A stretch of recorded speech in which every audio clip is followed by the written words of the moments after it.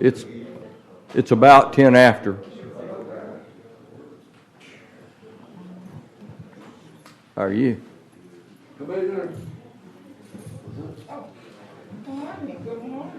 It's about April 8th at, I got 10 afterwards. 9:07. 9:07. Commissioners, we have our March 25th meeting in which we were transacted business with Jefferson County. Is there any business that would remain from that meeting that we would need to transact business from? Hearing none, that meeting is now adjourned. I'd like to call to order the April 8th, 2021 Jefferson County Commission meeting at 9:08. Ms. DiLiberto, would you please call the roll? Commissioner Ammons. Here. Commissioner Knight. Here. Commissioner Scales. Commissioner Tyson. Good morning. Commissioner Stevens. I am here. Commissioner Scales' staff said that she was not going to be able to be here today. She's in the courthouse now. Is she coming? Okay, so she will be here then. With that being said, we have an invocation by District 2 and the Pledge of Allegiance by Danielle. Okay.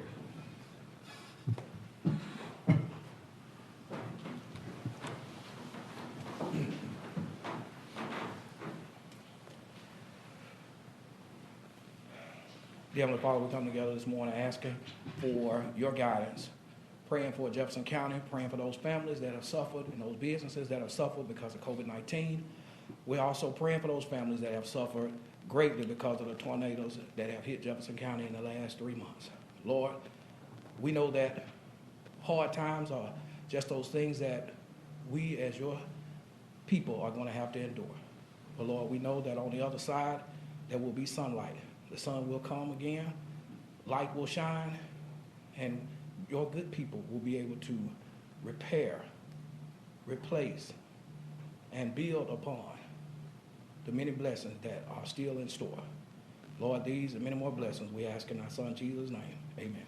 Amen. Attention, salute, pledge. Pledge allegiance to the flag of the United States of America and to the republic for which it stands, one nation, under God, indivisible, with liberty and justice for all. Thank both of you so very much. Next on the agenda, we have a presentation. Commissioner Knight, I'll turn the floor over to you for right now.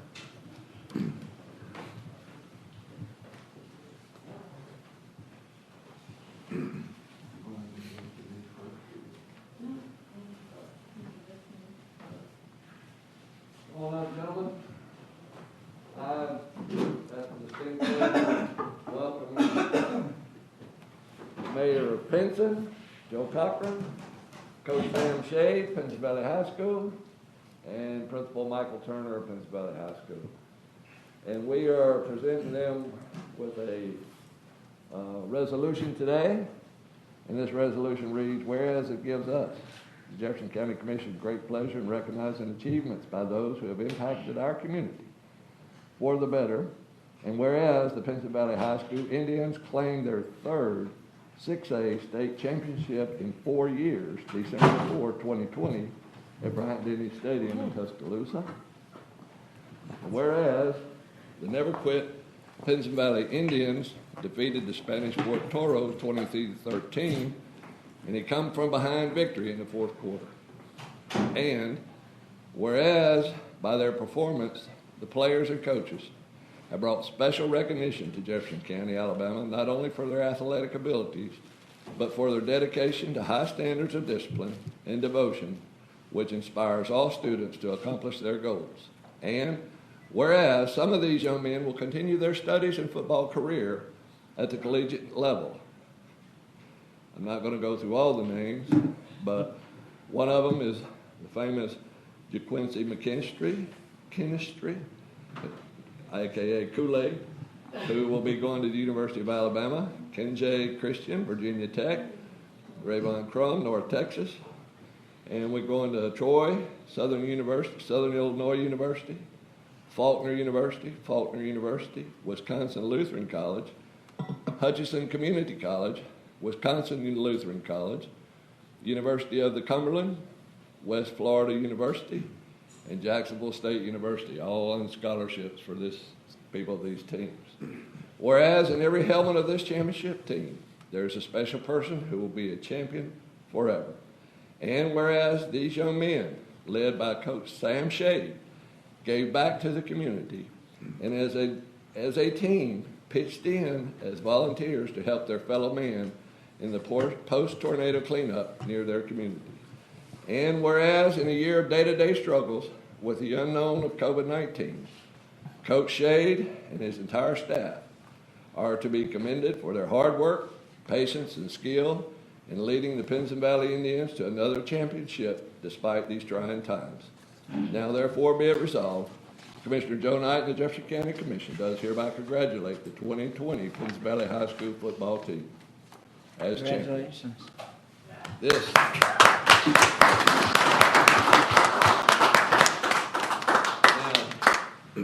This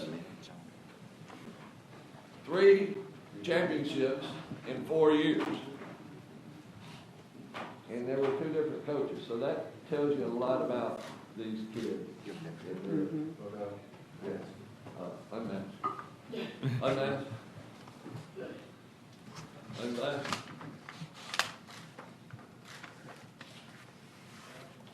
And I want to say a special thank you to this gentleman right here, who's the principal out there, who is looked up to and respected by these kids, and he's done an awesome job. So thank y'all very much. Thank you, Charles. Appreciate it. Y'all have a turn at the mic here.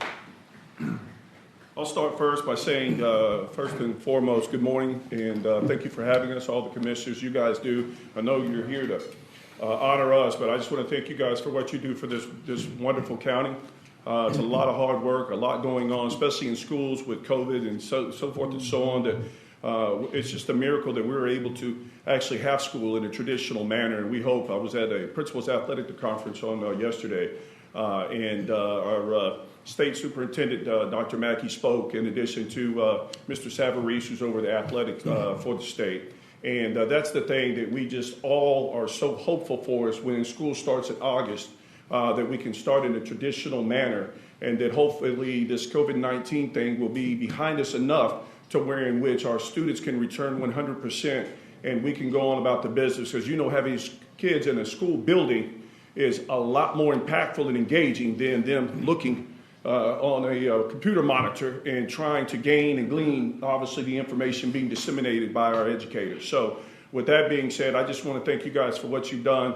Obviously, Coach Shade is a remarkable human being and a wonderful coach for our kids. And so when Coach Patrick Nix, who's an Auburn guy, left, I said, well, Auburn walked out the door on me, and I no pun intended, I love Coach Nix, but I said, I got to go get an Alabama guy, right? I mean, right? I mean, it just stands to reason. And so, needless to say, we wanted to make sure that we provided all the supports and resources for him and our students.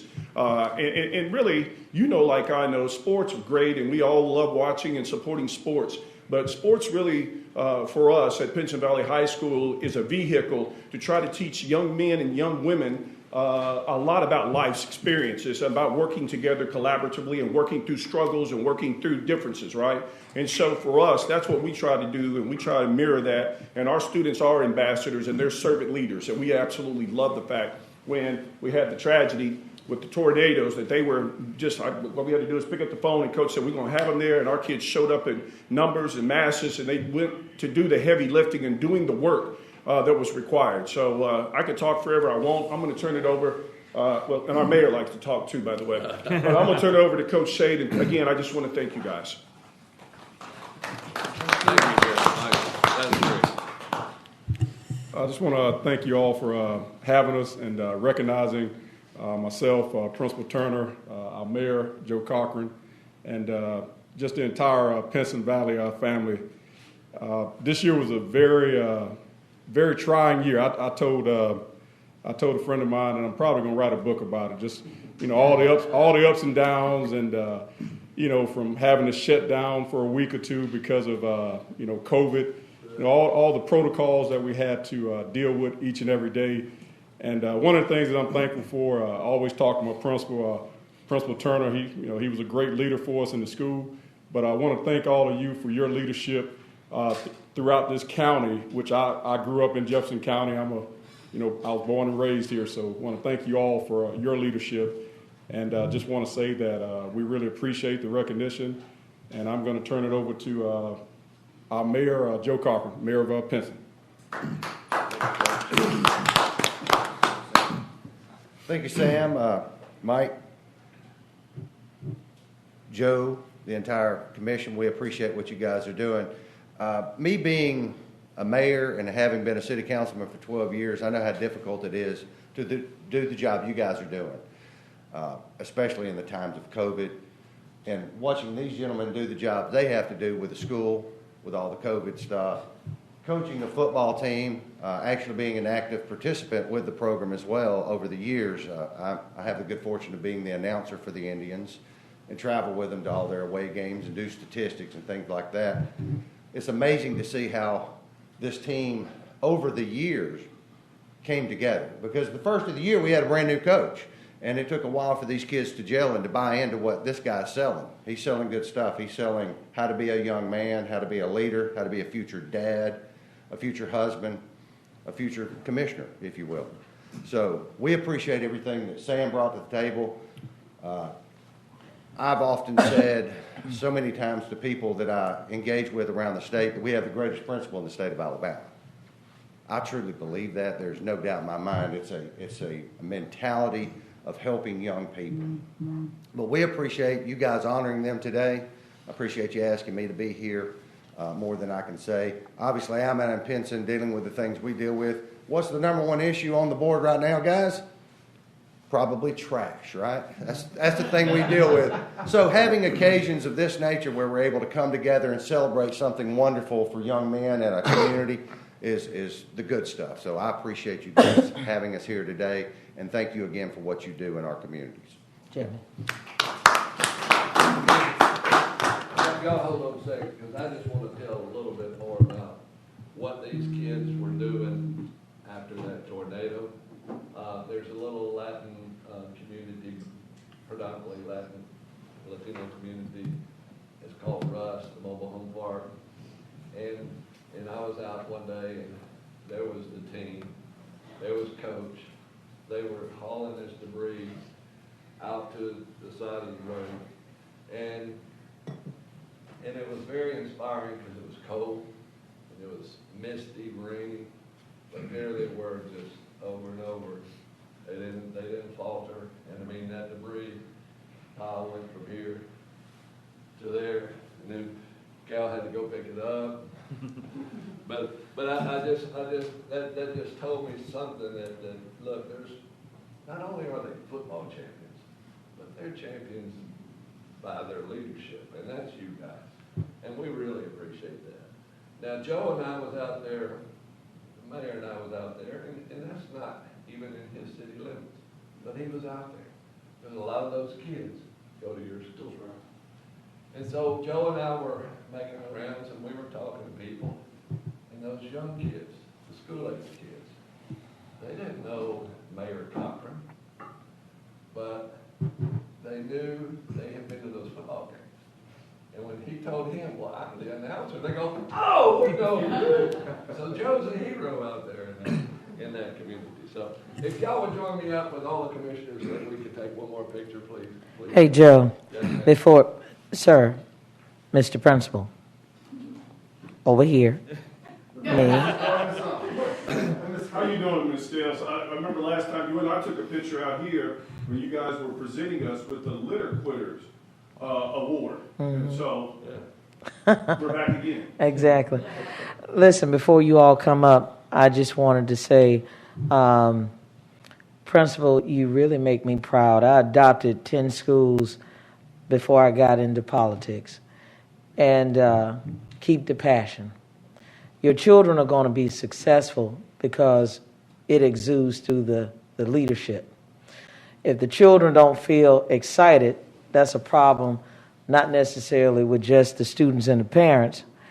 It boils down to me, the leadership of the school. And when you were talking, I said, that's where it is. You got to be passionate. You got to be present in the moment. That's what our children need. They need people who are present in the moment. And I cannot say enough for you, Coach, because you're teaching them life skills. You know, like I tell my children, when you graduate from high school, you graduate from school, period, but particularly high school, no one is waking you up to go do your job. Nobody's going to make you go to class if you decide to go to college. You're going to have to get up and do it on your own. And more importantly, you're teaching, the both of you, you're teaching children how to give back.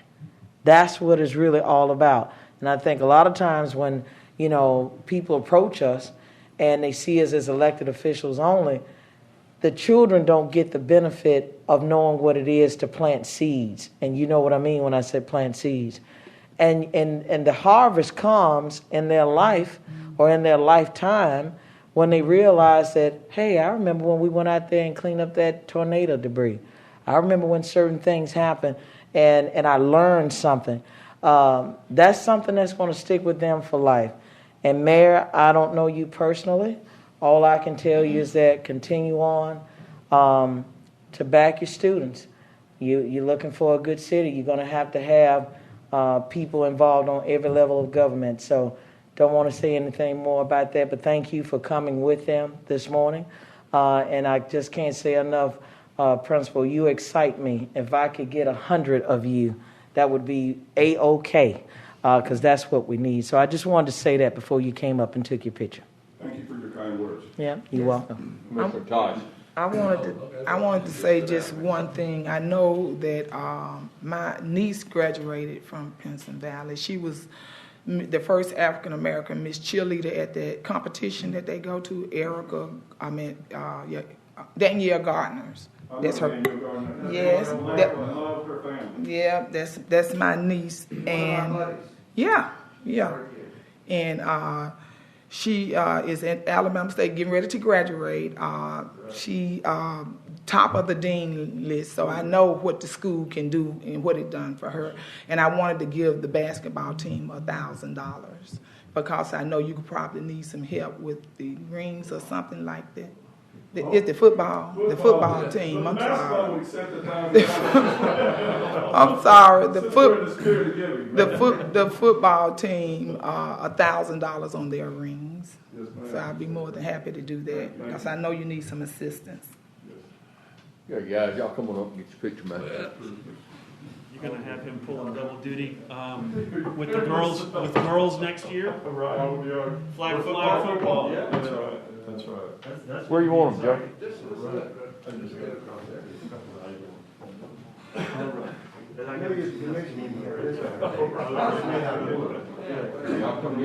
there are a lot of girls that are going to be very, very happy to see flag football.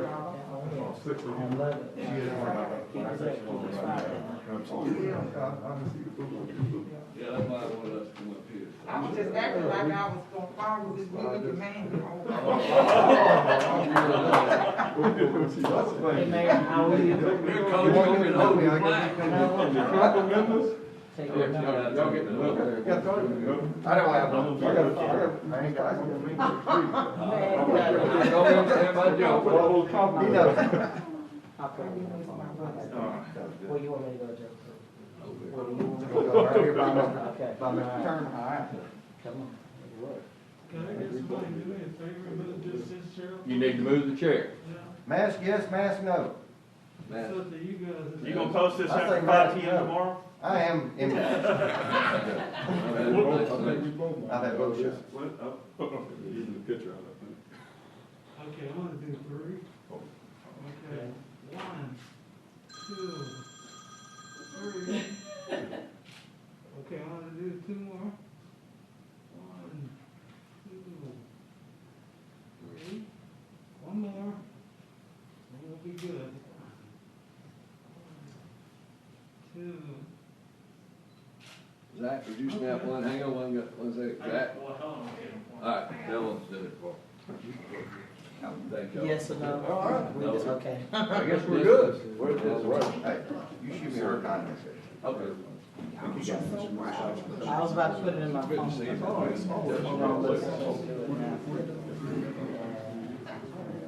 Coach,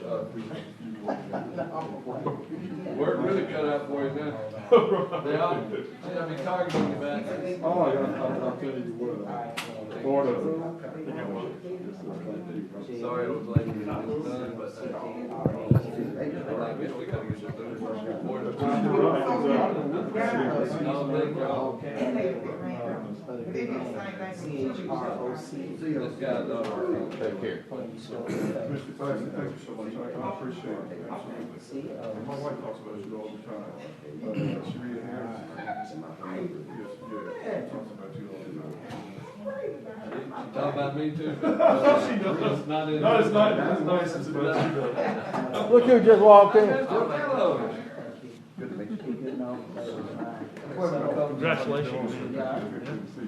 I look forward to seeing the girls program up here next year too. If he's coaching, we stand in there. Absolutely, absolutely. That's. I think that's going to be exciting. Exciting for the girls.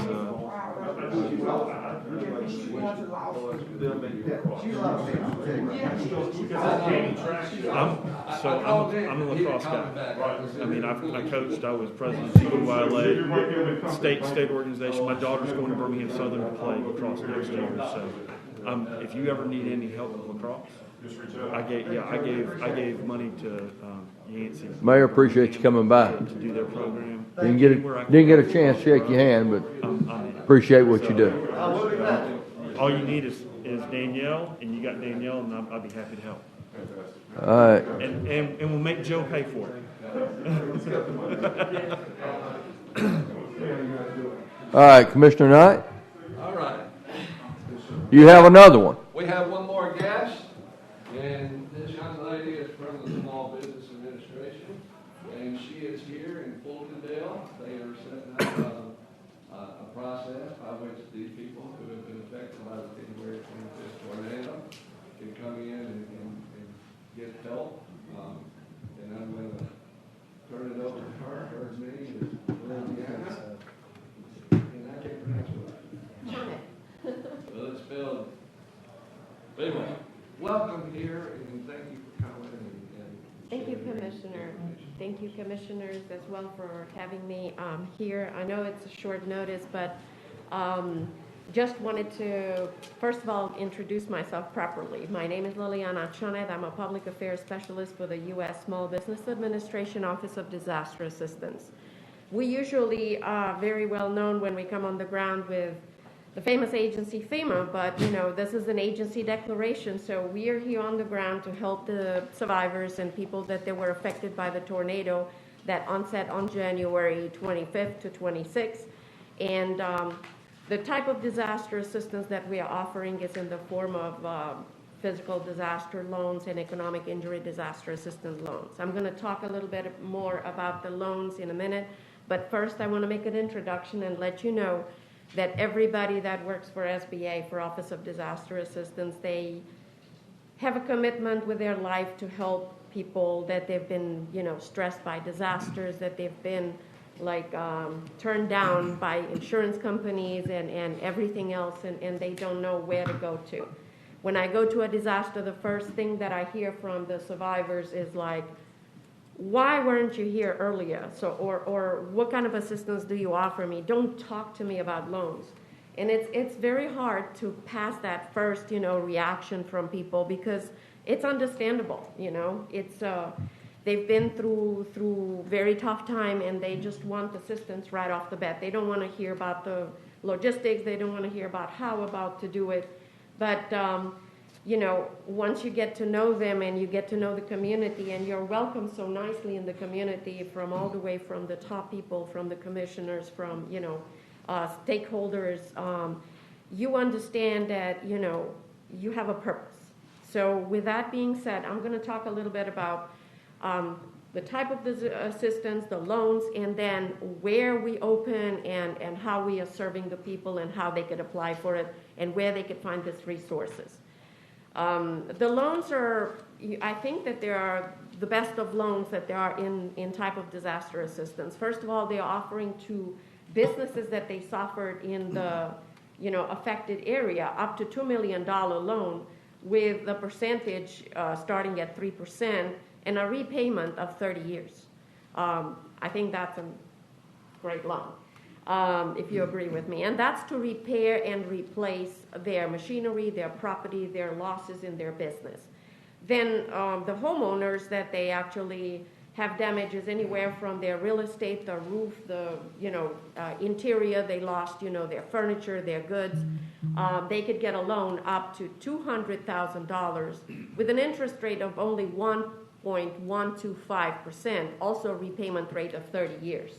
Also, there's a deferment in the first payment for 12 months, which is going to be even more extended because of COVID, probably. That's to be talked in a separate session.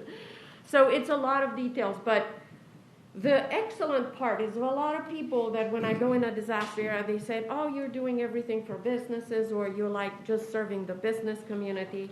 But what about us? We just rent. We don't even have a house. These disaster loans are also for renters. So people that they actually don't have a home. And they just rent a property. If they were in the disaster area, they could get a loan up to $40,000 with the same interest rate of 1.125%.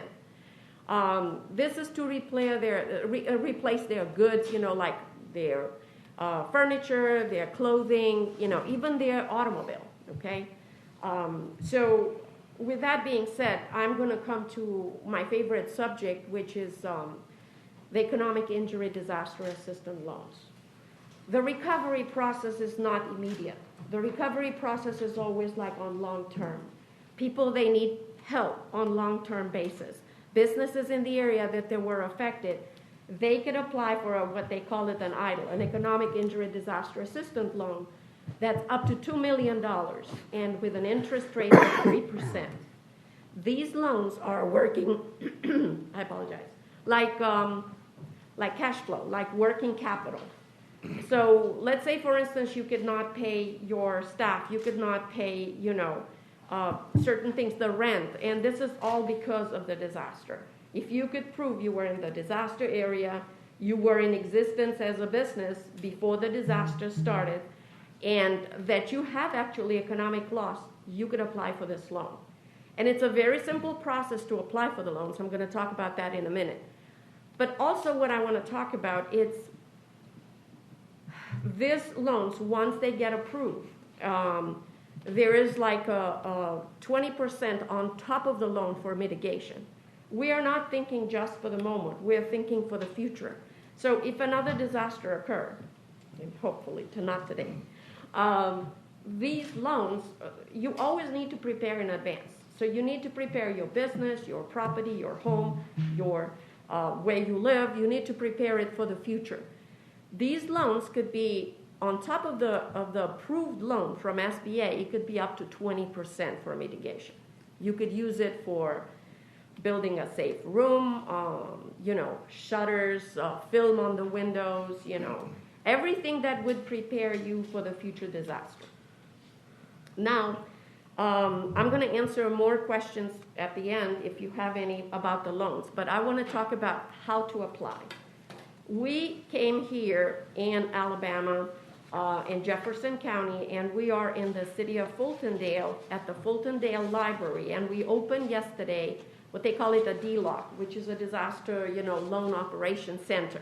This disaster loan operation center is open for all the survivors, for anybody that was involved in this disaster in January 25th to 26th. So it's not just Jefferson County. The adjacent counties, and I apologize that I'm going to read them, it's Bibb, Blount, St. Clair, Shelby, Tuscaloosa, Walker in Alabama. So all these adjacent counties, they could come if they were in the affected area and they could apply for these type of loans. Yesterday I spent most of my day answering questions to the media and being at the opening of the DLOC, and at the same time I met with the mayor of Fultondale, and they with also some other mayors. I talked to them on the phone and I explained to them the process and told them that we beg of them, all I could do is distribute this information. I could not make them come to the DLOC. I could not make them apply. All I could do is tell you about this process and tell you about these services and about this, assistance. And I am asking you to actually use your Facebook, your social media, use all the means that you have of communication with the people in the disaster areas, EM manager, anybody that could come to them and just tell them about this DLOC open and about the services and invite them to come over as long as we're going to be on the ground. We don't know how long we're going to be here. It all depends about how many people are going to show up at the library. Yesterday we had 20 people and we thought it was a low number, but that's just the first day. We are here Monday through Friday, 9 to 6, and then this Saturday only, we're going to be open from 10 to 2. So the loan process, you could just come with what kind of paperwork? Anything that you would bring for a normal loan. So your identity, proof that you were in the disaster area, that you reside in the disaster area, proof of your losses. Maybe you should bring, your record of the taxes for the past year, so you could prove, that, you filed taxes. And any financial information that you think that might be helpful for a disaster assistance loan. And when I say that, if you are a business, a P&L, or an inventory, show me how you actually have a loss of income in that time. And for, homeowners and renters, give me a list of inventory of things that you actually lost or they were damaged, so we could go ahead and start the process.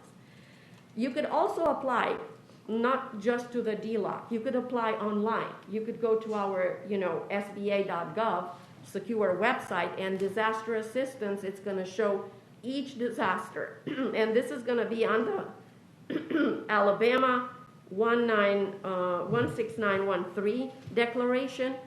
And you could just start the application online. It's a very simple process. I brought some brochures and some fact sheets with very detailed information about the loan and how you could, apply. But also you could apply by mail, and you send it to our, center in Texas, and the application could be in the form of a paper filing. With that being said, like every good thing, it has an end, and this disaster loans are not forever. They are with a limited amount of time, so the disaster assistance loan is only available till June 1st of this year. And the economic injury disaster assistance loan, it's only going to be available through January 3rd of the following year, 2022. In April, when this started in January, it's a process. This whole thing is a process. They have to do the preliminary assessments on the ground. And, then the governor had to sign, the declaration. And we are here now on the ground. Talks are in for another PA with FEMA that it's for the tornadoes in March. So there might be another declaration that's going to come pretty soon. And it's going to cover the area that was, affected in March, in all the counties in March.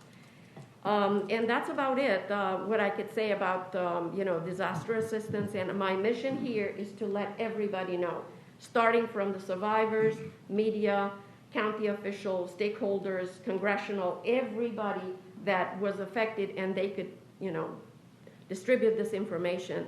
And if my mission it's completed correctly, then everybody that was affected would be helped, that they want to be helped. Let me ask you one question. What if somebody loses their documents in the storm? How would they then come to you and prove that, I lost this is what I lost? What would you do in that instance? Well, the documents that you could lose in a storm, it's, they are replaceable. All documents are replaceable. ID is replaceable. Proof of like any proof of identity. So your driver's license, it's replaceable. Your passport or whatever you have as an identity. The proof of residence, even if you lost your deed, that's at the country record. So you could just always get those documents. You don't need to wait for that. You could start the process, you could start the application, and then you could bring the additional documents or you could upload them in the system. The good thing about SBA and the I would have to say, if I favor something about the COVID and this situation that was created nationwide, it's we are more savvy. We are more computer savvy. We have turned all the things we used to do paper-wise and in person electronically. So now electronically, we could file an application electronically, but take advantage of the fact that the customer services are here on the ground. They are at the library, so they could answer questions. They could help you through the process and help, people that they're not so electronically savvy. So documents, yes, sir, you could always replace. Your taxes, you could just file a 4506T with the IRS and get your transcripts. It's not an issue. Everybody could get the documents. So typically, good morning. Come on. So typically, when you're talking about like your birth certificate or social security card, you typically have to have one document in order to verify or to show proof for what you're applying for. So let's just say in the event that you are a part of a disaster, if you lose all of your documentation, then how do you, for lack of better words, how do you identify yourself if you don't have any supporting document that helps you to be able to get one of your major identity proofs? Yeah, I have a little bit of background in law, and so I could tell you that with 3 affidavits, or if you're people in the community or the eldest Okay. or the pastor, you could prove that you've been there, that you are who you say you are. Okay. So it's a process like anything else to apply. So do you for an publish that, ma'am, so that members of the public, that in the event that they are in a disaster and they've lost everything, all forms of documentation, then, just like we had the tornado a couple of weeks ago that was right there in my community. Thankfully, it skipped over my area. Unfortunately, it hit my neighbors.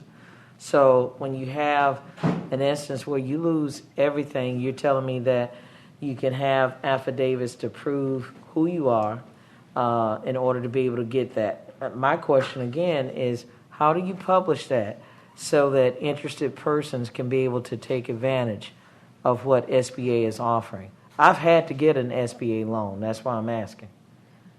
Well, For disaster purposes. I could just tell you that the best way to do and to go about that is go to the DLOC Center, talk to the customer service representatives we have there, and let them tell you what is the best way to actually. No, I don't think you understood my question. I said, how do you all publicize this accessibility so that members of the public can be able to take advantage of what SBA is offering? I see. In that case, it's like people that they lost everything. It would be, usually we go to the EM managers. The EM managers, they have immediate contact with the fire department, with the people that they are in the affected area. But our way of communicating, it's through the mayors, the stakeholders, media, so all the media that's in there, and I don't know if you watched the media in the last couple of days in Jefferson County, because I've been on TV for about 5 times, telling them about these loans and about, opening the DLOC.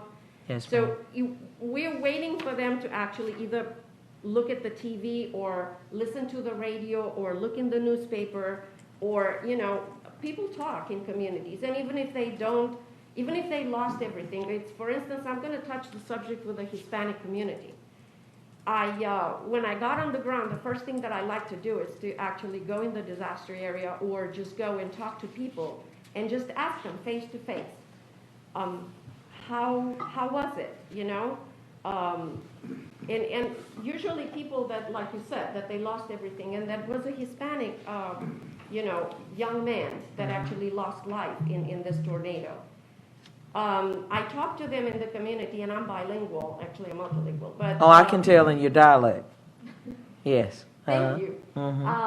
So I talk to them, and I just ask them, don't be. First of all, I tell them, don't be afraid to come to the DLOC. Just bring whatever documents you have, okay? We are here to help. We're not here to, you know, kind of like, you know, see about your identity and social security. But it's needed. It's for a disaster assistance loan, you would need to have at least a federal ID number. No, I think you answered my question, which you all utilize media, and I'm sure, I guess, any other platform possible, as well as you do in-person communication. That's what it sounds like. Am I correct? Yes. Yes. All right, and I can tell from your dialect. That's why I was listening to you very closely. One last question is about credit. So how does SBA factor in credit as it relates to possible loans for those persons who are in need of disaster monies? Well, the federal law, it makes us go through a process like every other loan. So we need to look at the banking industry, and we need to look at the history of credit, credibility, repayment, you know, capability, all these factors. But the excellent thing about the disaster loans with SBA is that we look upon a case individually and not as usually in the banking industry at the bank would go by. So let's say, for instance, somebody had a little dent in the credit, or, you know, it was not a perfect history. But, you know, they could talk to that person, they could see if things are improving, or if there's any way possible to help that person, they would. However, the banking industry, it obliges us to go by certain criteria and certain rules. And what I say by that, it's, let's say, for instance, somebody would be definitely denied a disaster loan. One of the reasons it would be that it was a disaster loan that you had before and you didn't pay it. So if you didn't pay a federal loan, that would be a definite no for, you know.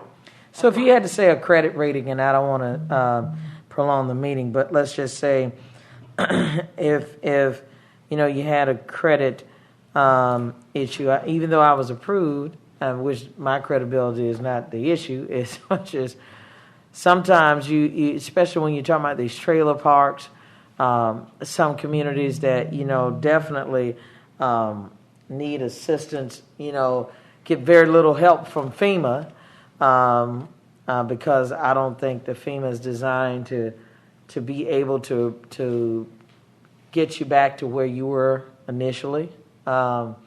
It's just to provide some assistance. So I wanted to know about the credit component, you know, kind of what the credit scores would typically look like. And people are tuning in to these meetings, and that's why right now you're actually speaking to the public as we speak, even though you're communicating with us as a commission.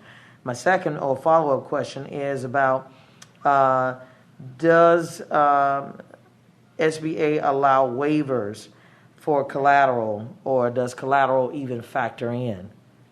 To answer your first question, we cannot deny credit based on the credit,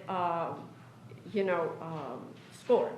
So that we factor each case individually by the credit history, and that's determined by the SBA. And a loan officer will be able to determine that. I'm not a loan officer, but I can tell you that the criteria in general, it's lenient towards the borrower, but it has to go through a process that it, you know, entails credibility, repayment capability, and credit history. Those three factors that they have to be taken in consideration. I don't know if I answered your first question. Well, I think you, and I can always just ask outside of here. Let me ask you something. Do you work with Tom Tote? Sorry? Do you work with Tom Tote? He's with the Small Business Administration. He is part of this team, yes. Okay. I will tell Tom my thoughts concerning you this morning. I think you're very impressive. You're really trying to get as much information out there as you possibly can. I really appreciate it. Do you want me to answer your second question? Yes, every question I ask is what I want to know. Well, your second question, if I do not mistake, it's about, Waivers. Every loan that's over $25,000 is considered to be an unsecured loan. And it does require to have a collateral. So a waiver, I am not quite sure if a waiver would be the word that would be, used, but in general, the loan officers at SBA that would look for any unsecured loan under $25,000. Everything that's above $25,000, it will need some collateral. And collateral could be anything. Could be real estate, could be, assets, could be. Well, my experience was just what you said. The federal government is interested in your repayment ability. And so when we speak of collateral, your means of collateral is basically it gotta match what you're requesting from the federal government. That was my experience. If you did not have collateral that would be equivalent to the amount of the loan, then probably your loan would be denied. So that was my experience. And again, things may have changed from 20 years ago, or greater when we had a flooding that occurred over on the east side of Birmingham. But those other things I want to know, it can be a sidebar. The main thing is that if you don't mind to give my chief of staff your card, I certainly would be interested in knowing, especially since we had devastation in Roebuck. We had some things to happen over there. Very grateful to some folks at Red Cross for the things that they've been doing to try to assist. But all information that I can be able to give to constituents is a plus. So I thank Joe for bringing you this morning because it adds, and then you being a bilingual young lady doesn't hurt at all. I mean, I think that every part of Jefferson County needs to be communicated with, and thank you. But your mission, just to be clear, is for the January 25th, 26th storm. There would be another setup if you come for another storm that occurred subsequent to that, correct? And they're working on that, assessment on the ground, and we are hoping to get it as quickly as possible because a lot of people, when I talked yesterday with the mayors, every one of them, they asked me about, I have not been affected by this tornado in January, but can we apply for the March? So. Well, and I'm sure you can be able to give us some guidance in terms of, this is what you're doing specific to this disaster. And so if you have future disasters to come, or if we've had one that I'm not addressing, meaning yourself, then you'll be able to give us some type of contact or whatever that is so that members of the public can be able to have access to it. Am I correct? Yes, ma'am. Would you remain after the meeting to perhaps answer some of these specific questions Yes, for the sir, commissioners? I can. Thank you very much. We certainly do appreciate that. Thank you very much for coming. Yeah, that's what I was saying. I was done. Yeah, we're good. Commissioners, we have 39 resolutions that were properly vetted and considered in the committee meetings of day before yesterday. Is any that a particular commissioner like to pull for separate consideration? I move items 1 through 39. Second. We have a motion and a Second. couple of seconds. All in favor say Aye. aye. Okay, that sounds good. Mr. Tellis, good to see you. Yes, sir, thank you. I am. Yeah, you're back early. I understand that you had a loss in the family. For that, please, Roy. we share our condolences. Mr. Lawson. So we're good. Let's begin with District 1. Thank you, Mr. President. And again, I do want to say thank you, ma'am, for answering my questions. I was telling the president I was just about finished anyway, but I always say there's no dumb question other than the one that you don't ask. So if any of us are really serious about letting our constituents know what we need for them to know, then we should ask you. We shouldn't assume. And being that this is this meeting is always public and people know about it, I think that they will really embrace your line of questionings. As a matter of fact, my questions were coming from members of the public. So that was the reason why I was asking you certain things. And I thank you, Mr. President, for obliging me the opportunity to be able to get some of those questions answered that the public wanted to know, okay? So thank you so much. I also want to say to us as a commission, I really appreciate the support. We are talking about Miss Yarborough, one of our own. Patton Park, obviously, is in my district, was in the area at the time when that happened. And so not only about condolences, I cannot stress enough that I came to this commission a while back and I told you that there was some issues on the east side of Birmingham. And it's showing again because I have another teenager that was killed this morning before day in Inglenook, okay, which is also in my district and also on Birmingham's east side. So nevertheless, I am hoping that we get beyond the thrills of being political and start being concerned about some things that I'm telling you, this is where I live, and it's getting to be tough. That's just to just be very candid with you. You have one homicide on Sunday, and then here we are before day this morning, which is Thursday before this meeting, and a young person is killed over there in Inglenook. So I am hoping that the sheriff is listening to me, that we continuously ask for support and help for the East Precinct. It's gotten out of control, and I'm not, going to continue to play the little politics that's going on, but at the end of the day, I want us to understand that it's getting to be tough in a lot of places. And you're dealing with devastation of a storm, and then you come back, and then you got all of this other stuff. It can be a bit overwhelming. So, nevertheless, I want to thank the commission always for the support of things that we're trying to do, not only in District 1, but throughout this county. I know that the mask mandate is lifted by the governor on tomorrow, and I'm just asking for everyone to be safe. And again, I thank our county attorney who has already asked me as relates to the Crime Stoppers piece on behalf of Commission 1.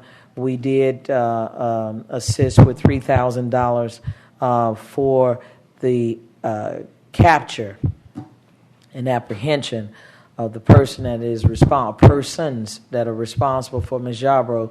But I'm saying a special prayer really for all families that have been affected. And I'll say this, Mr. President, in closing. My family experienced this. I know what it is firsthand. A candle is great, but it's not going to heal. You got to have folk that's going to talk, and it's going to get these folks and get this thing under control. My niece is a cold case. So I'm just telling you that we just got to embrace this family the best we can, and I pray for all of our employees and for their safety and for their welfare. Thank you, Mr. President. Thank you, ma'am. Mr. Tosh. Good morning. It was 2 murders, really 3, on Sunday. It was 2 in Bessemer. Kamisha Davis was one of them.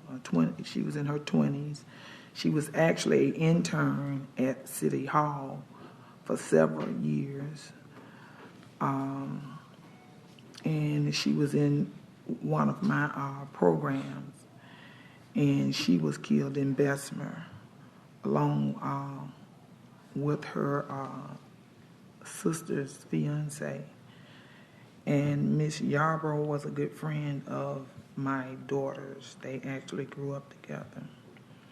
My daughter was robbed yesterday in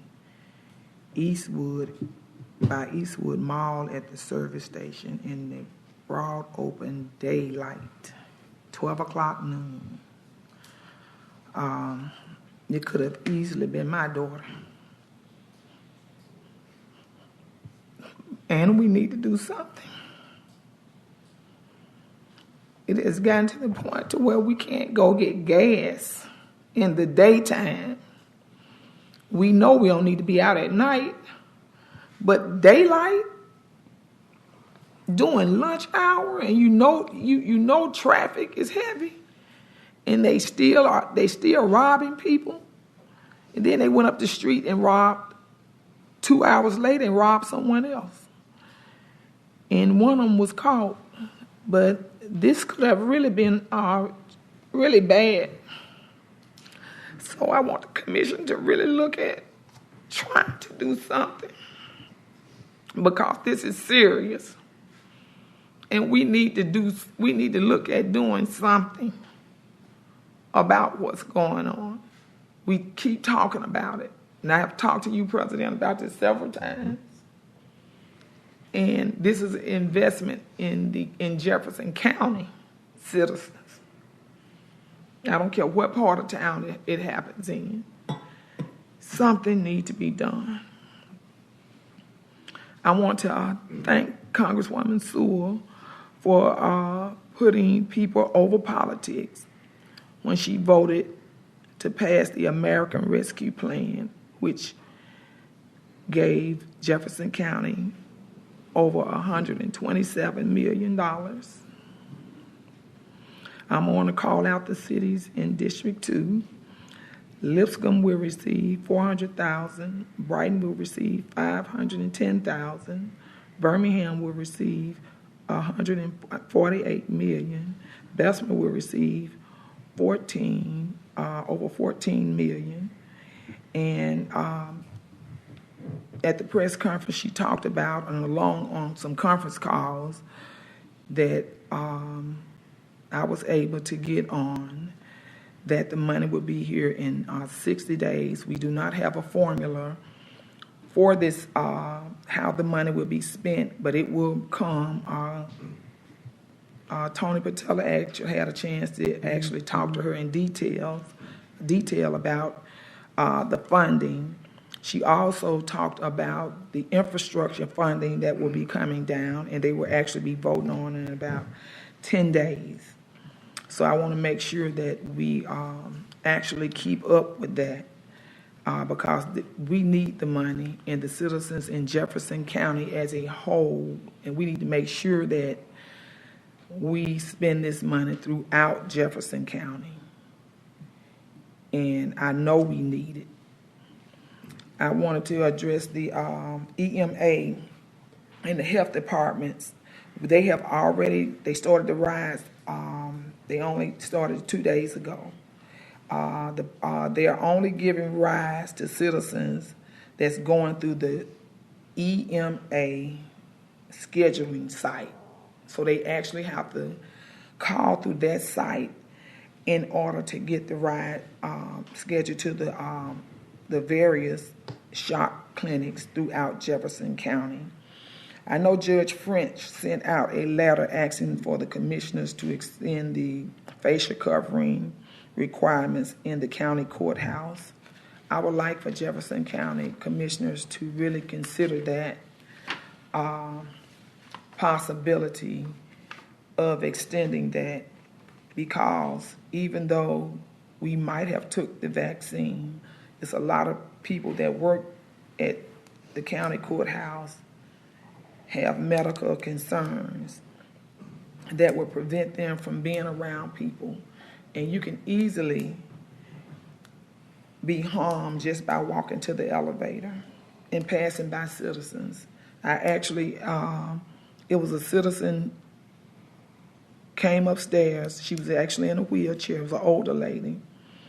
And she was looking for a department, but she could barely push her chair. And I assisted her on pushing her chair down the hall, knowing that she could have easily had the virus. So it's citizens like this that we approach in this building every day, that this shouldn't be a party issue.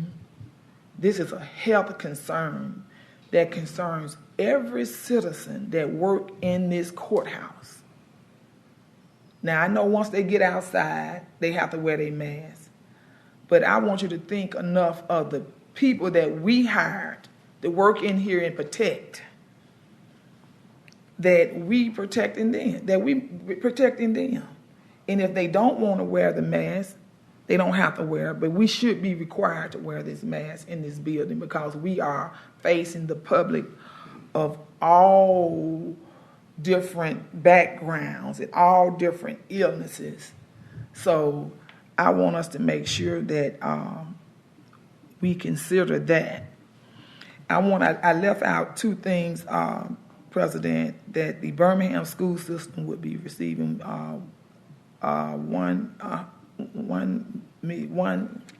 $119 million.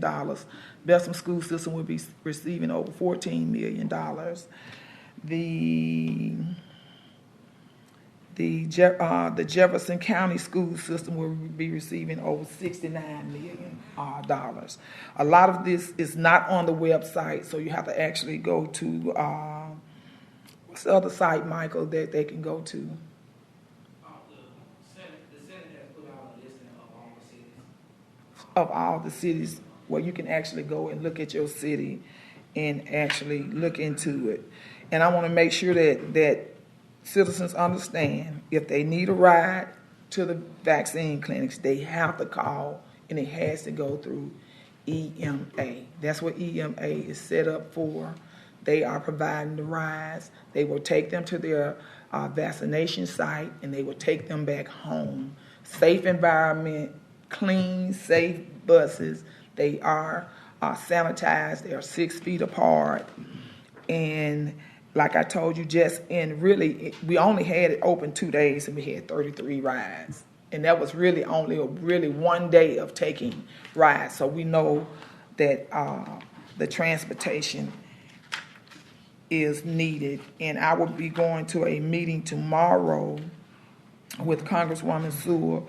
And I do have some questions that I know our president told me to ask her about some money. And so I will, if y'all have any questions that y'all would like for me to give her, I will be more than happy to give those questions also. Thank you. Thank you, ma'am. Which, Commissioner Knight. well, I'll just follow up, Ms. Tyson. Which funds the question is directed to Congresswoman Sewell. The question's on which tranche of money, the Rescue Act, because the Treasury guidelines hadn't come out on that. I just said that they hadn't came out with a formula Right. for that. Okay. And that was in my first statement. Okay.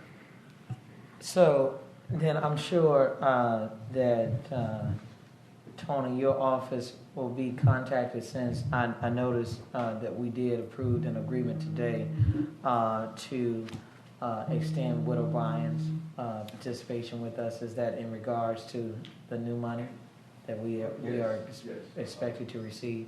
So then at that point, you'll notify us and let us know when the portion that the county is going to receive will be distributed, or how that will be taking place. Once the Treasury gives guidance on how to spend the money, that Correct. we'll get to work. But we're getting ready and set up to be able to handle it. And I will say, It's going to be different this time because the cities have their own money, so we don't have to support the cities this time like we did last time. but basically, the guidelines is what I'm more interested in, because it doesn't matter how much money you receive. What matters is your ability to spend it. So, so I'll just stay tuned and listen up for that. Thank you. Commissioner Knight. I just want to say thank you to my special guest that came in today, Principal Turner, Coach Shade, Mayor Cochran, and our very special guest. It was short notice, Ms. Liliana. You did a great job in spreading the information to us so that we may also spread it further into the community. And just thank you for being here, and thank you for what you do. The question that people ask you, why are you just now getting here?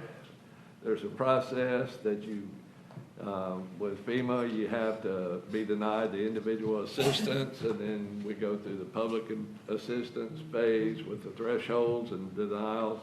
And we could have appealed the denial of the individual assistance to people.